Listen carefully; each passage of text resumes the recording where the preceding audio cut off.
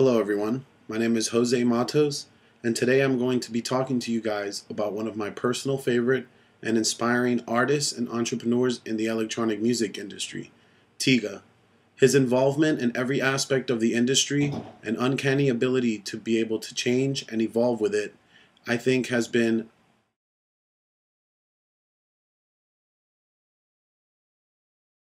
as a successful DJ, label owner, and producer.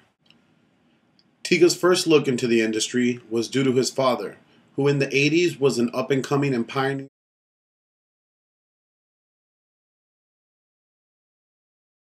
popular. It is here that Tiga grew a love for DJing, techno, and the rave scene. Several years later, while in high school, he noticed the rising movement of the rave scene in England, and with a small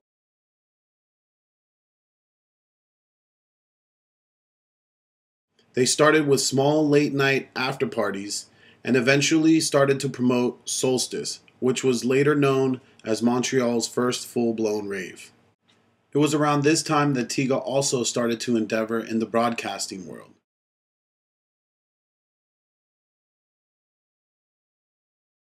Play electronic music that people otherwise would not be hearing in their hometown. This would later on prepare him and lead him to having his own podcast, My Name is Tiga, and several BBC Six residencies. However, with all this on his plate, it was not enough to cure Tiga's insatiable hunger for entrepreneurship.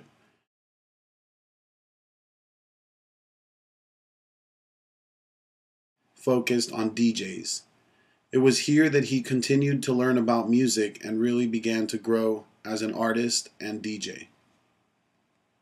And even then went on to open up Sona, a small after-hours club, which quickly became one of Montreal's and Canada's must-stop clubs in the international DJ circuit.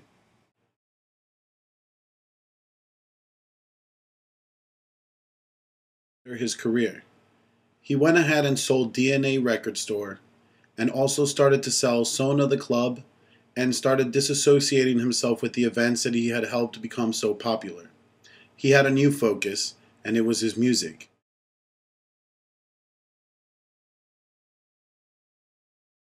Focus. It is here where once again Tiga steered off to the path less traveled.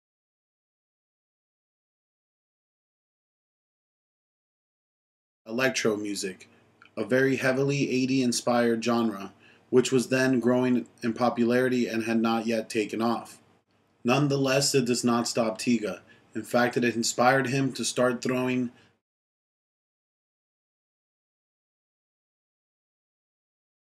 brought back the electro revival scene and started throwing parties that Tiga once again wanted to play at.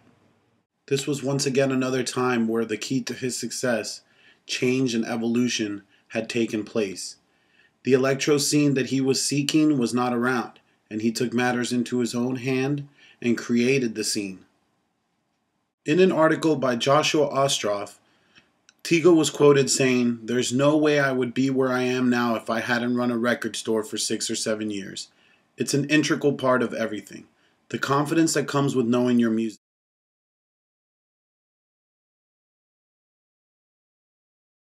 Things. Same with the nightclubs." I believe this is a very important quote that shows how Tiga even understands and notices how his involvement in all parts of the industry really helped his career and shape the person who he is today.